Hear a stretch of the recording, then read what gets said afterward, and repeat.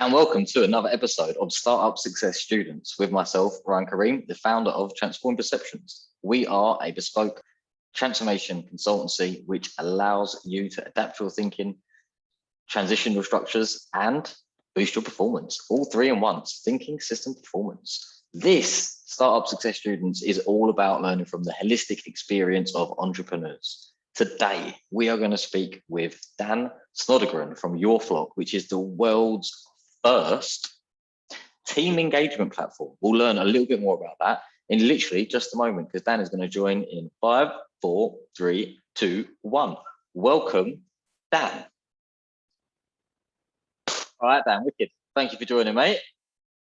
Lovely to be here.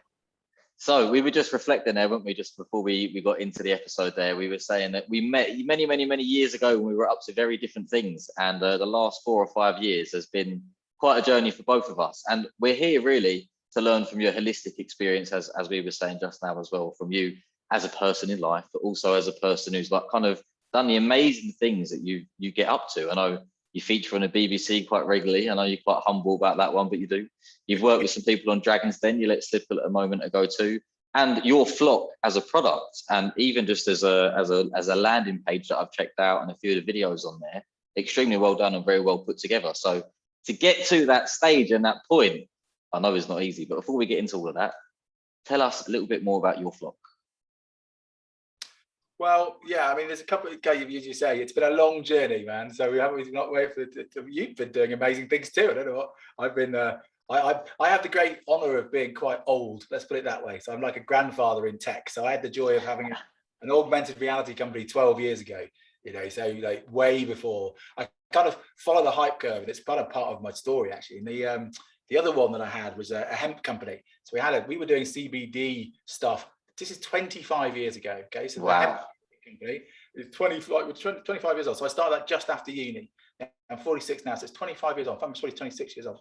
So THTC, which is the hemp trading company, still going now. It's the hemp t-shirts, organic t-shirts, all cool stuff. But we were doing hemp oil, hemp paper, hemp cosmetics. We did everything was made out of hemp. We were trying to save the world. We did hemp plastics, hemp concrete as well. We did all sorts of weird stuff. Yeah, you can build houses with hemp, can't you? Oh, don't you get me started, brother. I did it. That was me for 7 years trying to change the world.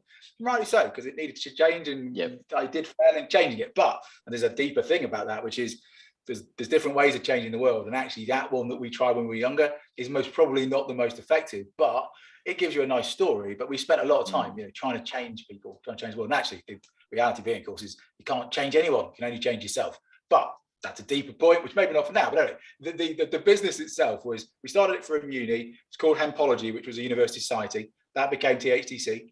I did the marketing with those two brothers, Gav and Drew Lawson, lovely chaps, hi chaps, and it's still going strong now. It's now in different countries, and we did things like sponsor, I think they sponsored one of the Wu-Tang Clan and all sorts of weird wonderful stuff. Have a look at it. I've heard of that brand. I have heard of that brand. Yeah, and I think I've seen the t-shirts. It's the symbol, isn't it? It's the symbol of the molecular. Yeah. Okay. Yeah, exactly. Yeah, we did lots of stuff now with loads of other bands. It's worth having a look at, and it's worth having. We've got lots of different t-shirt designs, but I mean, we've got loads. In fact, I've got so many t-shirts. You're still excited about it now, aren't you? Look, you're still loving it now. Gav then did that. Gav Lawson's done a brilliant job of that brand over the years, and I had to leave for a variety of different reasons, but I had to go. Now, because I'd done the marketing, and I did something, we didn't have very much money, so we had to do something called guerrilla marketing, which years and years ago was a thing. It still is now. It's worth looking up. A chap called J. Conrad Livingston wrote loads of books on it. It was brilliant. Really good for startup marketing. Yeah. So for about 20 years, I taught startups how to do this guerrilla marketing. In fact, my first gig was around that. But that's the different thing. So I had this THTC company. Then it became a marketing company, which is called Spearfish. We did events and marketing. And then I sold that, went to Mexico. Went to Mexico, lived in Mexico. Yeah, exactly. Very cool. Which was cool. Found my values. I did something very similar. I finished when I was in university, my final year of university, I started a business with a friend. He was going door knocking, selling students the dream of housing, right? And then basically not giving them things that he was saying he was going to give them. So I said, mate, we just do this properly, because that's a very good offer and it's very viable. So we did it properly, and we made good money in like 3-4 months. Started affecting my studies. So I thought, right, let me sell this business back to him, get some cash, and then go to Mexico. And I went with my friends to travel in Mexico for 7 or 8 weeks. So sorry, yeah, go on, back to Mexico. No. Where'd you go in Mexico? Oh, we started off in Cancun. We didn't want to be in there for too long. We were literally there for about an hour. Literally, as long as it takes to get out of Cancun, that's how long we were there for. And then we went to Tulum for a day. We ended up in Bacalar. Then we went through to Belize and then into Guatemala. And went through Guatemala back into, I think it's like Palenque and San Cristobal in Chiapas. And then all the way back to Isla Mujeres for the last couple of days of fun in the sunshine and then fly home. That's hilarious. Yeah. So you can imagine that. But extended for 4 months. That's what I did. Jealous, so jealous. I'd love to have done that, man. Belize, Guatemala. Amazing. I spent. Well, I was on Isla Mujeres. So Pocnar, do you know Pocnar and Isla Mujeres? It was at the top of the island. It must probably be before your time, but anyway, the island's there. There's no cars there, and I'm a massive eco person, so I loved all that thing. Yeah, it's all golf carts, isn't it? Yeah. No cars there, man. It's absolutely. I didn't drive at the time, so it's actually perfect. Anyway, I'd started the business with an old college friend of mine actually, and we were doing this. I can't tell you the whole story because the whole story gets a bit dark. It's a bit weird. Talking about ups and downs. Yeah. I would write a book, but I'd most probably be killed at the same time. So I'm not going to write. Literally, I mean, just because I was doing loads of life coaching at the time, and I'd obviously come out and I had these businesses, and I went to Mexico and I had a bit of cash, and I was trying to change the world and help people start businesses. And you meet some pretty funky people in Mexico if you're trying to help them start business. Very funky. I bet. Anyway, I then started a kite surfing business in Mexico, kite surfing and not kayaking, the catamarans. And basically, I always say this is in the start of all my talks. I always say, because I went there and then I lost all my money, basically. Yeah. My best advice is always don't sign a contract in Spanish unless you speak Spanish. Oh, shit. Yeah, exactly, indeed. Me gusta bailar, signing away, oh, no. Yeah, exactly, yeah. Oh, God. Es buenos. Yeah, you have to learn the hard way sometimes, don't you? You know, sometimes you have to take that action, get it completely wrong. I'm a bit like that sometimes. I have to kind of headbutt the wall until I'm going to be able to find a way through it. So it's one of those unfortunate realities of life, isn't it? Well, I think it might be. I mean, I hope if life was like a computer game and you could play it again, that is something that I know everyone says don't have regrets. I don't know if it's a regret, but it was pretty stupid. It's kind of low to do, trying to show off playing beach volleyball in front of people and then sign a contract you can't read is pretty low bar stuff, really. Yeah, pretty stupid. There's a reason why they're giving you tequila. Anyway, no money. So I came back, £3.75 to my name. Had absolutely but I had to pay for my week's rent or month's rent. And I was in Manchester and I was like, I can still remember it now because it's a liberating experience. I literally sat down and thought, I've actually got £3.75. I've actually got no money. And I felt like extremely free because it was just freeing. It was like, I don't have to care about How old were you at the time? I was 27. Wow. 27. I'd have been 27 at the time. Wow. So I literally had no shit. And so I was like, okay, so what can I do? And I'm good at talking. Yeah. So I said, look, okay. So then bizarrely enough, so I was telling a story and I was telling somebody in an incubator the story of what happened in Mexico. And someone overheard it and they were like, Dan, can you come and tell me the same story, but tell it in front of these students and tell us about Spearfish and how you started Spearfish, you started the ecologically sound fashion label, how did you do the marketing, teach them about guerrilla marketing, do all that stuff. And I was like, sweet. And they're like, cool, and we'll pay you 50 quid. And I was like, awesome, you're going to pay me to talk, which I've just done for free because I'm just talking to this person, but to do it in front of 50 people. Yeah, there's 50 quid. So that paid for my kind of month or whatever week's rent. So that paid for it. Yeah? In the crowd, and when I did that first talk, there was someone from the council, and the person from the council said, oh, we want you to do it again. And I was like, okay, I'll do it again. But this time it was £100. Yeah. So this became this thing called Great Marketing Works, where I then went around the country teaching people how to do marketing, especially startup marketing, especially guerrilla marketing. Then it went to digital, yeah. So it kind of grew and grew. And then because it kind of grew and grew to the extent that I then kind of specialized in telecoms and some other stuff, some other reasons, because I'm into tech, which is why I'm on the BBC. Don't like to talk about it. But that's why I'm on the BBC and tech stuff. But because I've done the augmented reality company, a lot of people had seen the fact that I was ahead of the game because they were like, oh my God, you were visionary, so to speak. But I wasn't. It was just AR was a logical conclusion. It was an amazing technology. It was always going to take off. I was wrong by a generation, by about 12 years. Like green stuff was always going to happen. I was just wrong by 3 generations. But it was always going to happen. Logical progression. Same with batteries and Elon Musk and all this kind of stuff. But anyway, not the point. Don't talk about Bitcoin at this moment. Not going to. No. Market's not doing too good, eh? That's too it's the long haul. It's the long haul. Yeah. Absolutely. Right. So because I'd done this, and then someone else paid me, and then they paid me again, it kind of kept going. And then, so this is most probably when I would have bumped into you working with People's Plus, or doing stuff for the government or other stuff, because I was being paid. You were in between that sphere, exactly there. Yeah, you were. Exactly. But I was also then doing it internationally as well, because people had seen me do it, and I'm pretty good at it. So they then, everyone who saw it was like, well, do it for us. And I was my own business. So I was like, yeah, sweet, do it for you. Wow. So I then kind of taught about 40, because I get a bit geeky about it. And it was just, it was your personal story of how you started these brands, and your whole story, including Mexico, the whole way there. The whole thing, right? And it was you were rinse and repeating the same talk, and your price is going up and up and up and up and up. That is incredible. I've never even considered this. No, that would have been perfect. No, that's the irony. If you all right, good. And the irony is what you're saying, exactly what I should have done. What I should have done is created one powerful talk, which I just did again and again and again and again. Because that's how you know, a bit like a comedy set. You do your set, your 45 minutes. And now actually that's pretty much what I do, but for different people. That's a different thing. But actually I created 47 different workshops. So I didn't just do, I didn't just do one. And then they range from like a 17-minute talk to a two-day bonanza that people were doing. Amazing. Mate, how cool is that? Well, that must have been so much fun, man. That must have been wicked. Well, life-work balance wasn't great, but it was fun. It really was fun. Really was fun. And I still work with.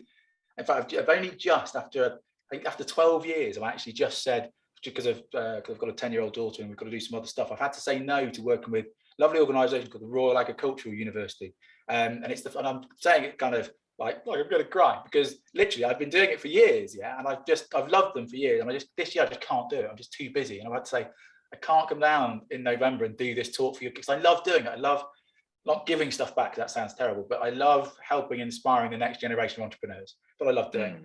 Right now, I'm just got too much on. So my weekends are like, not only they're precious, they're like sacrosanct. Like, it's like, you couldn't pay me enough, then get me to do it. And they're like, we'll pay you this. And I'm like, it's a tenth of what I get paid normally. So you're not really persuading me to come down and do it. So this year, sorry, David, Dr. David Boz, I'm so sorry. After this year, sorry, Royal Agriculture University. You've been a great supporter, and I do love you, but just this year I can't do it. So maybe you'll be back next year, right? Who knows? Oh, well, no, absolutely. I must probably do it online now, maybe, but that's fine. I'll do something. I'll do something. I must probably do it anyway. So yeah, so that was the thing. So great marketing works. Which still going on now. I've still got that company in the background. Yeah, but that has been literally, 14 years or more that I've been doing it. Wow, so that is incredible, man. Yeah, very lucky, very lucky. And then we did some pretty well. Like I wrote a book. What do you think you've done there to be able to create your own luck? Because I'm one of these people, I don't know if I believe in luck in a hard and fast kind of way. It is kind of like opportunity meets preparation in my mind. So what have you done there to create your own luck? What do you think? How have you approached it? It's either Marcus Aurelius or it's Seneca who says that, it's opportunity versus thing. It's absolutely right. It was said by the Greeks. It was years old, man. That, absolutely. It's a really weird one where I don't know, because I could get a bit geeky about it. If you network right, and if you meet the right people, then you can do amazing things. Like, for example, Dr. David Bozzard, who I just mentioned then, he gave me my third gig after the one at MMU and some other ones. He gave me my third gig, which then became working Flying Start, which then meant going across to 23 different universities, which then meant which then meant which then meant almost going to Nigeria, which meant the next thing. Now, if you find allies and you find champions and you're good at what you do, they want you to do well, because without being too silly about it, it makes them look good too. It's not like it's altruistic. They're not doing it for the good of the world. Maybe they are, but most of the time it's because they know by hiring you, they're going to look good. Well, that's good. That's cool. It's a win-win, And if you can find 4 or 5 of those, you've got a 40, 50,000 pound business already. You don't need very many clients. It's one of these weird things in business where people think you need loads of different clients. Well, actually, you don't. You just need good clients, just a few of them, especially if you're doing consultancy.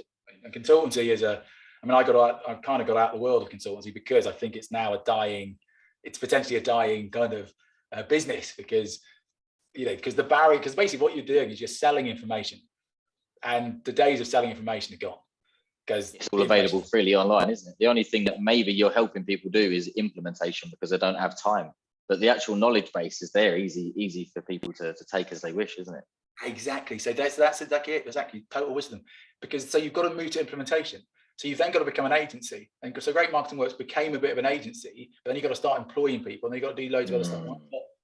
I love it with, well, between me and you, I'm not great at picking teams, the right teams of people, because I'm not. Isn't that interesting though? Is that where the tool came from? Is this where your flock? Okay, there we go. That grin told me everything. He's like, yeah. I learned from my own problem and I've spun out a tech company off the back of it. Yeah. You should feel that good about it. It looks awesome. No, even more weird though, it's actually because I didn't start your flock. It started by a chap called Michał Wisniewski. Yeah. Okay. Well, I took the money that I'd made in contracting. Yeah, so I'm a co-founder. So I took the money that I'd made in doing the contract work and doing the gigs and stuff. And I had not very much, but I had a bit of cash. So I invested in your flock, which was called Macaulay at the time, and I invested in it. So I'm an investor as well as a co-founder. So, gotcha. I'd looked at, so I'd tell you the exact truth. Right? So I had a business mentor, and he said, look, Dan, you keep doing stuff which is ahead of the curve, yeah, which is good, except each time, it's not the fact you lose money, you just don't make lots because you're ahead of the time. So you just have to sit there for 10 years, and that's too long. A bit like doing Bitcoin 10 years ago, everyone thought you were insane, yeah? Well, you were until like 6 months ago, and you were then insane 3 months ago, and then you'll be insane in 9 months, isn't it? Very volatile. But the principle behind it's fine.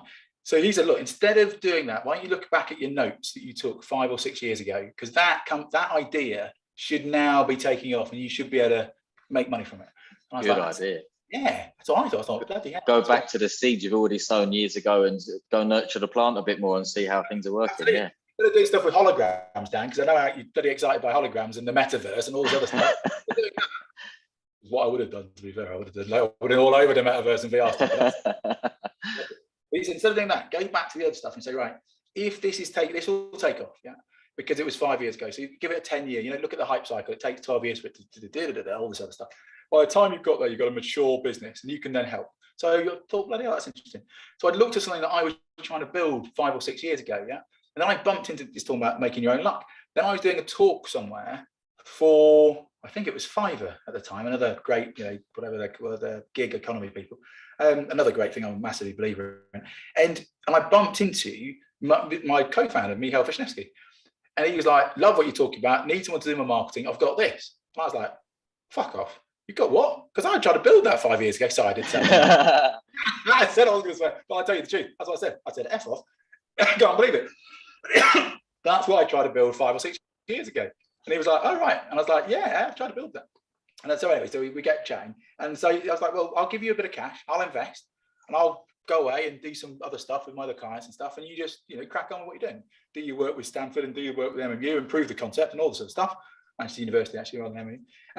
And then I'll come back. And that's pretty much what happened, So your flock, which is the team engagement platform that we built, was his idea. But originally, I'd already tried to build it 5 years before. And guess why I couldn't build it?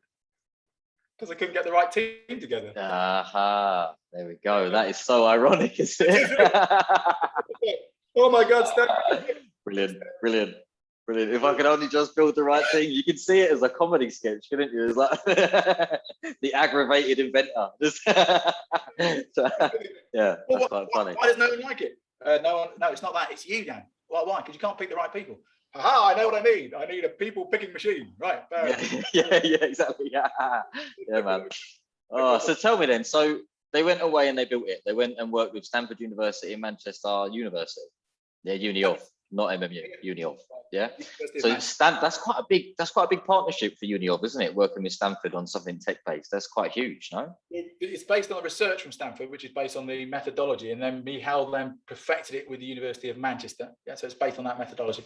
Then we've worked with, we've worked with some pretty big names and stuff, but that's different. I suppose that's a different point. But what we were trying to do is I'm sure it's the MVP. It's your minimal viable product. Yeah? So what we were doing was, it's kind of weird because about 5 years ago it was a consultancy, maybe 4 years ago now. And then about 3 we started to realize that we had to digitally transform it and make it into this new thing. Now at the same time I was going around the country teaching people about digital transformation, so it was kind of ironic because I was living it and also doing it, which is good because that's how you should teach people that stuff.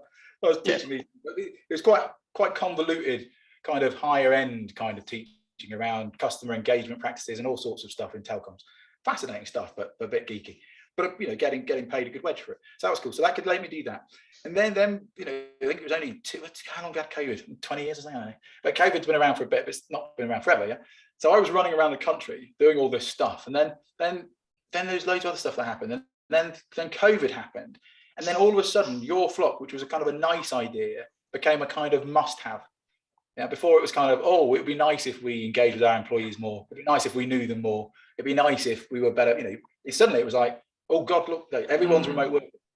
And so it just needed that trigger. So our digital transformation happened because of COVID, just like everyone else's. Then all of a sudden, everyone's remote working. Like when we first started, it was 4% of people remote working. 4% of people said, I remote work. Then it went up to 96%. Wow. So there's exactly. So in our demographics, it's a complete turnaround, and people miss the fact. They just go, oh well, people. No, it's a total revolution. It's not just a bit of a. It is. It's complete. The working practices as well. That's what I've noticed, is that a lot of people are now panicking, saying that we need to get back to the office because they can't imagine how they could continue doing the same thing. But it's like, you have been doing the same thing. The only thing that's missing is they haven't optimized their working practice so that they can be remote. Because let's be honest, right? If you're in the office, it's lovely, isn't it? Because you can talk to people, you can squander a bit of time there and here, and more of a community vibe. But it's not, you go to the pub separately with the people you really like. You know what I mean? It's like, yeah. And that is the workplace. But if you're at home, your work now becomes less important than your life. Your life is more important than your work. So your work is now a matter of, what do I need to do? Why do I need to do it? How long have we got? And you can start to become just a bit more effective and efficient as a bunch of people working from home together. But you need the structures and systems. Anyway, I'll go off on my own little geeky tangent. So this is the reason why your flock's kind of not only doing so well, but also we're just part of the equation. So your flock is a team engagement tool, which allows you to look at the values of your team and then say, right, this is the team values. This is why some people aren't engaged, because we're not going by those values. It's not brand values. It's not talking about, integrity is our brand value, because it's not about that. It's right. Individuals, what are your values? And then what's the culture map? Because of that culture map, what do I have to do as a team leader? Well, your flock then helps you become a better team leader. It also helps the team become more engaged because it uses learning development tools based on machine learning, and I won't get too geeky, to then help them do that too. Okay, so it basically helps your team become more happy and more productive and more engaged while they're at work, especially when they remote work.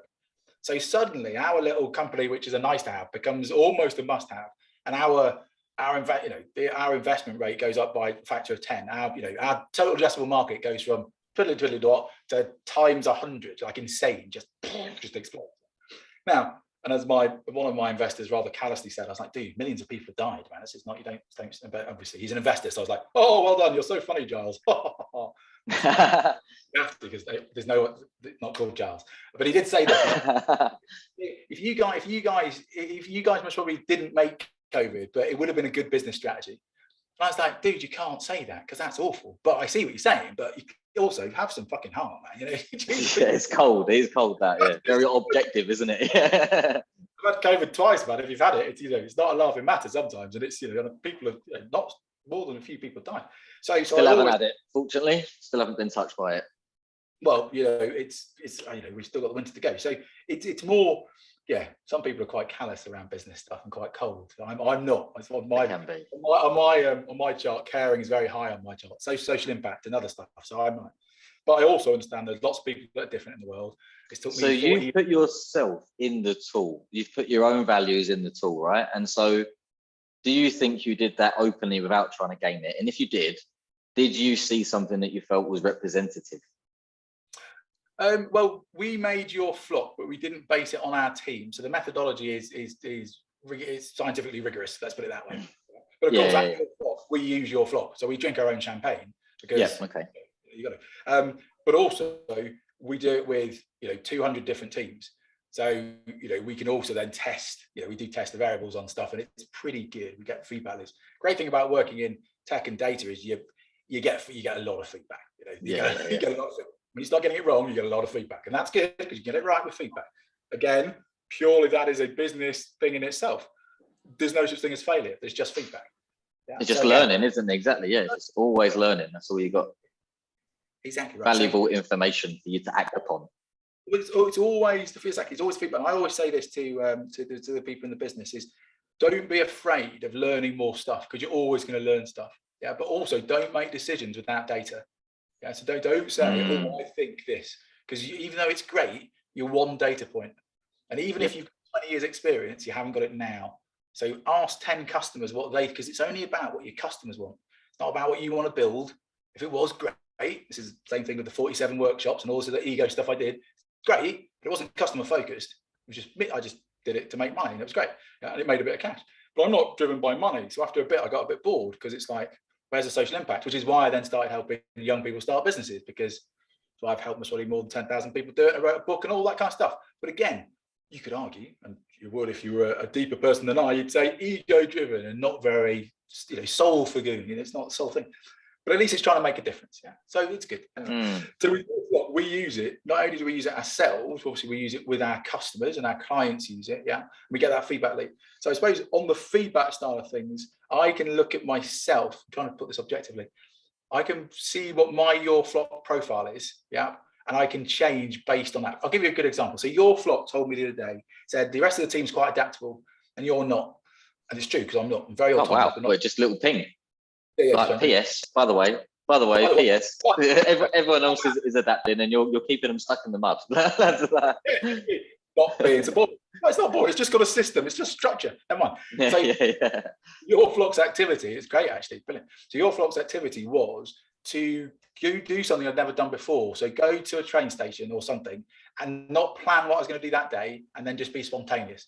And then just be adaptable on the day. Wow. All right. Yeah. So basically what it wants to do is create the neuroplasticity in your brain, isn't it? So you've got some connectivity points. And then from there, you can start to deepen that thinking. But you need to have an event that is backed by emotion that will allow you to create that neural pathway. So you need to take yourself out your depth, do something weird, and then wait and see what happens in your mind. Yes. Did you do it? So that's what I did. So I went to the train station, got up, so right, I'm going to go to St. Anne's. Went to St. Anne's, never been there before in my life. Fantastic, unbelievable beach, beautiful day. All right, cool. Nice. It's all being adaptable, trying to be more adaptable. So now when I'm going on holiday tomorrow, I'm going to hope to be a bit more adaptable. But hopefully you can bring that back to work. So same thing with things like autonomy or being more caring or being more anything. You can start to train yourself to be better. Now, 100%. This is the not morality bit, but this is the kind of thing. So what your flock does is it shows you the culture map, and then it allows the people you can recruit people to fit that culture map, which is a good call. It's not culture fit, it's more value fit rather than culture. Culture fit is a different thing. Values fit. And I suppose this is the bit where I kind of become, I don't know, not ideologically unstuck. How do I put it? I like the idea of people being able to change, because that's what I'm fundamentally about. Because if you don't have a growth mindset, then that's one of the deepest problems you can have, is think a fixed mindset. You're never going to be successful with a fixed mindset. It's just, well, you could be, I suppose, but it'd be harder to be. Yeah. But I think if you can get the team right around you, you've got much more of a chance. Yeah. So if you can have a growth mindset and have the right team, then you've got a much bigger chance of making money. And then I can prove that in my life. Right? So great marketing works. And I ran around the country and I made a bit of money. Spearfish went up and did it quite well. And I sold it, all that other stuff. But your flock, because of the right team and the right technology, that's done the best out of all of them, out of all the 10 companies I've had. And it's because I've got that bit together where you've got the right team, the right technology at the right time, the right values and the right mindset. And it took me, 40 years to get that right, I think, which I wish I'd not taken so long. That's life. So if you can be the change you want to see in the world, and you can get those 4 bits right. 40 years. Well, I'm a bit weird. So I started thinking about what I do with my life when I was about 6, and I'm 46. So I was going to say, I was about to say you don't look 40. I was like, no chance. But yeah, it's been like then I thought, hang on a minute, he's in his 60s. No, surely not. He's not in his 60s. No way. I was like, wow. My insides might be 60-year-old. So if you can get the right timing, you can get the right team, and you can get the right mindset, I think you can pretty much overcome any obstacle that society will put in front of you. But, and this is a really big caveat, but let's not forget that systematically, unfortunately at this moment in time, there are obstacles for many people.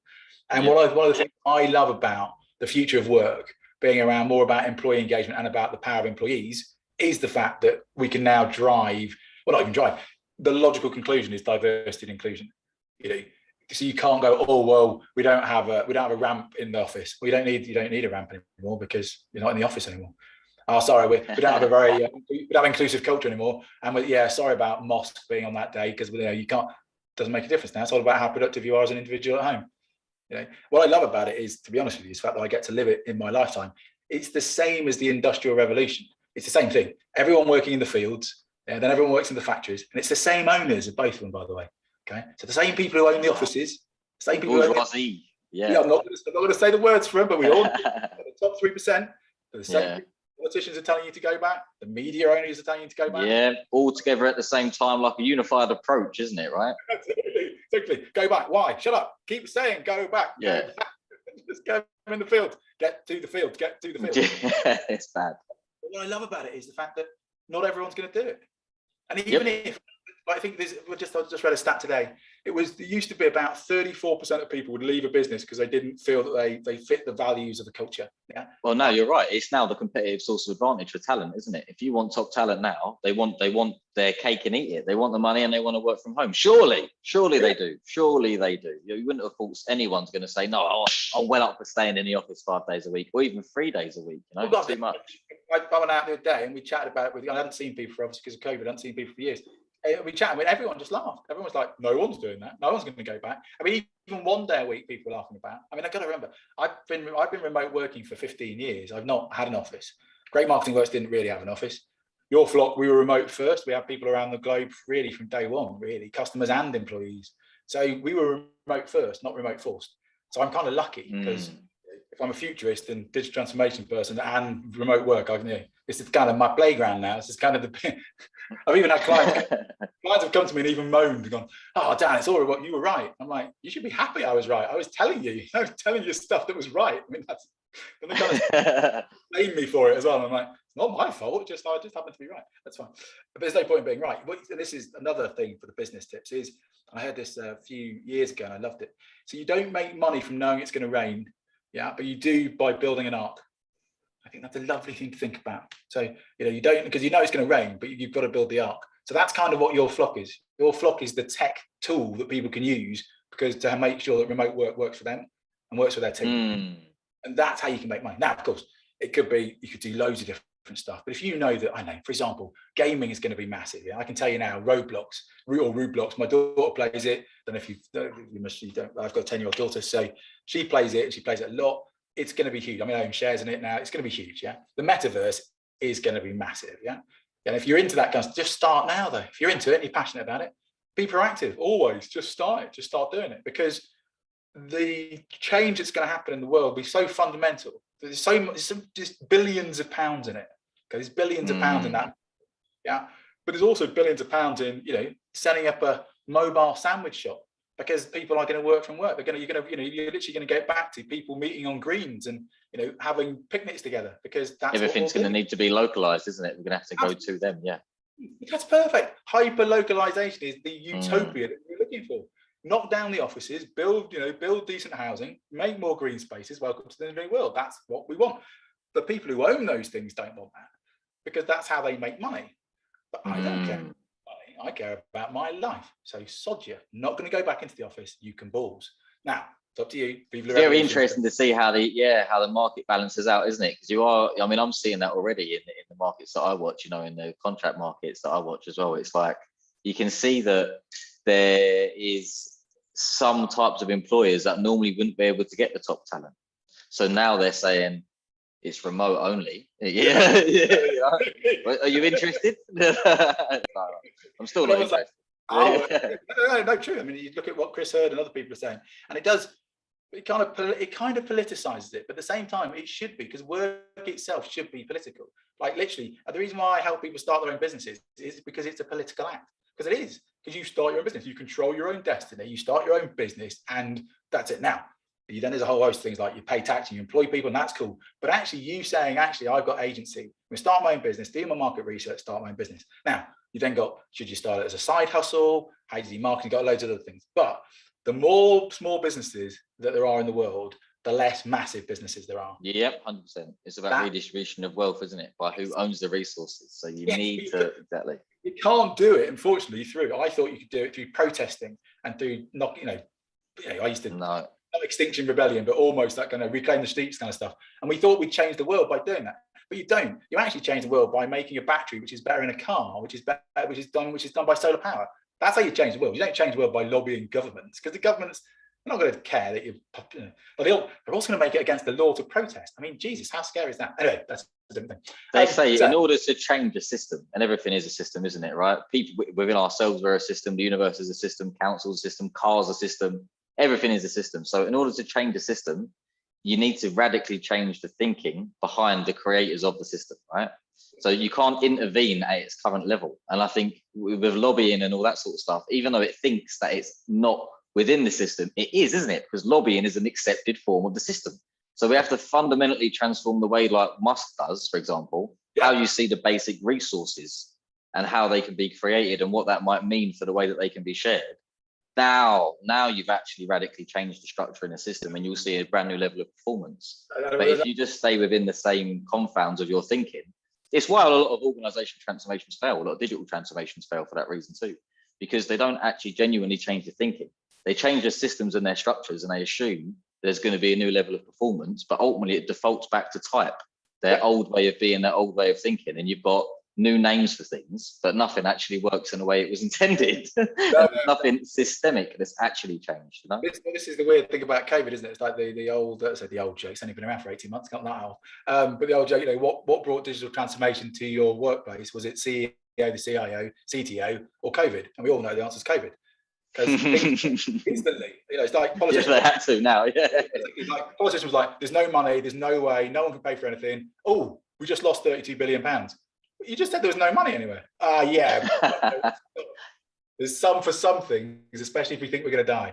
And that means there's some money then at the end of the day. Anyway, that's a different thing. Right. So just kind of on the, and now to link into the money bit. This is the bit that, again, I get ideologically kind of, it's a murky area, this bit, right? So one of the worst things about tech at the moment is a lack of diversity, okay, in tech. And that's why for a few years now, hasn't it? A good few years. From day one, really. And that's one of the problems with the AI systems that we've got. And I'm not going to talk about Facebook and all the rest of it, but there's loads of problems. Yeah?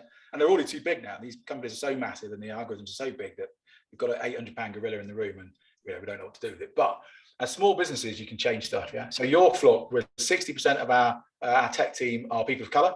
Yeah. So that's 60%. That is 10 times higher than national average. 60% of our investors and advisors are women, because I've made sure they are, and that's again about 10 times higher than the national average. Now, point being is you can do that. You can. And everyone who says you can't bring diversity into tech is just lying. What they're saying is I prioritize money over doing it, which I totally get because it's a business. I get it. But you can do both. So at the moment, we're recruiting, and I've said no to 49 people that aren't diverse, that come from Cambridge, that tend to be white, tend to be of a certain age, and tend to be a certain, just tend to be a certain. I've often thought about this topic, and I still can't quite decide where I stand. I think I'm in a few camps on it. It's very strange. I'm also I'm half English and half Pakistani, so it probably makes sense for me to be confused and in a few camps at once, right? But making half Swedish, so there you go. Wow, all right. Everyone never sees the Swedish part, but it's in the name, Dan Sodergren, you see. I was wondering what is that surname all about? Yeah, exactly. Okay. And I made a hatchet of it in the intro as well, complete hatchet job. Yeah, just destroyed it. Yeah, it's fine. No, it's so which camps are you in? Yeah, so you have to remind me now. Where do we get to?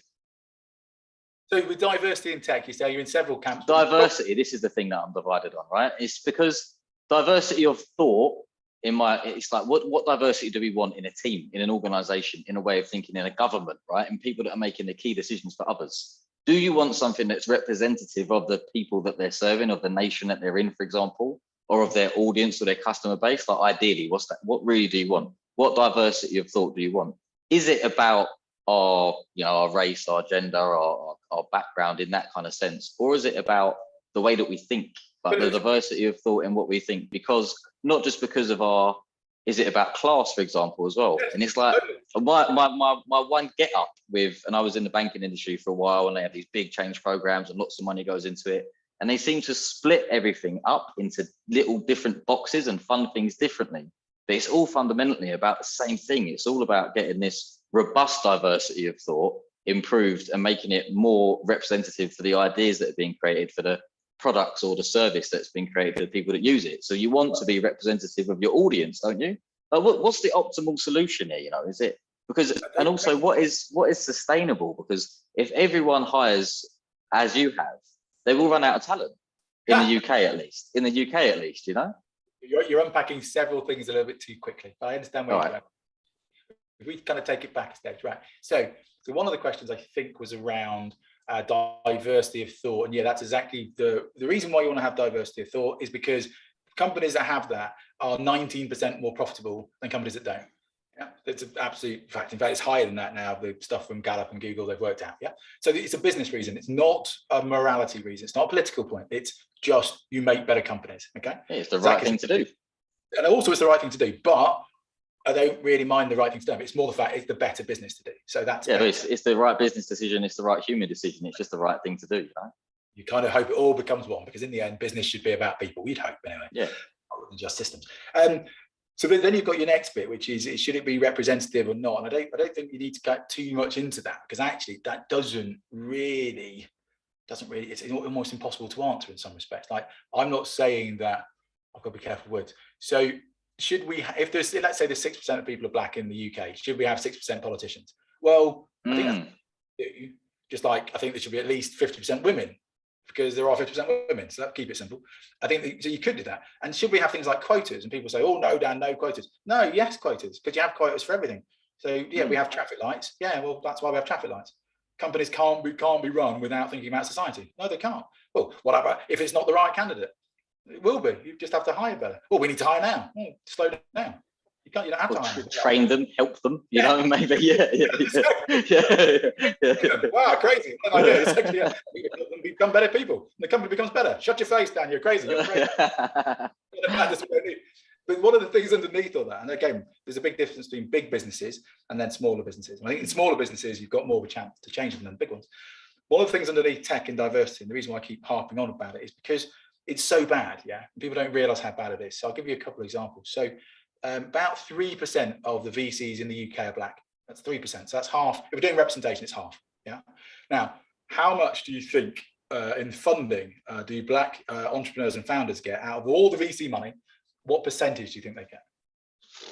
Yeah, I'll ruin it for you. If you had 500 people, yeah, standing in a room, and you said everybody stand, everyone else sit down apart from everyone who's black, you'd have one person standing. Wow. Okay. It's 500. Yeah, 0.28%. Okay, that's exactly right. So that systematically wrong. Yeah. Now you can't say, that's because there's no blah, blah, blah, blah to that. That's astounding. I have a friend, Eze Britton, who's actually got an investment company that is focused just on that. Investing in black businesses. Yeah, because of this reason, that there's just not enough flow of wealth going in that direction. And they have the ideas, they have the businesses, they have the applications. Like they're there for it, but for some reason the money's not flowing there. So it's really easy. It's not complicated to see the reasons why not. And it's not just. I mean, Christ, more women complain of sexual harassment in the VC process and actually get VC money. Okay, yeah, exactly, about twice. Wow. It's ridiculous, isn't it? Because of course, what people do, they go, oh yeah, I'll give you some money, darling. Okay, let's just meet for dinner.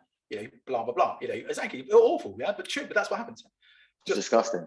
The shocker, right? Then you've got other things. This is one of might blow your mind. You might just go, "Oh, that's just the way the world is." But to me, I still don't understand it. So if you're going to get more than £1 million in funding from VC, okay, so it's something like, and you'll have to look up the quote, but it's something like if you've got a connection with Cambridge, either on your board, Cambridge or Oxford, on the board, in the founders, or one of your investors. Yeah, that's the criteria. Yeah, for you to get £1 million or more, 70% of people who get £1 million or more have a first world connection with Oxford and Cambridge. That is insane. Yeah. Either as a founder, investor, or someone on the board. 70%.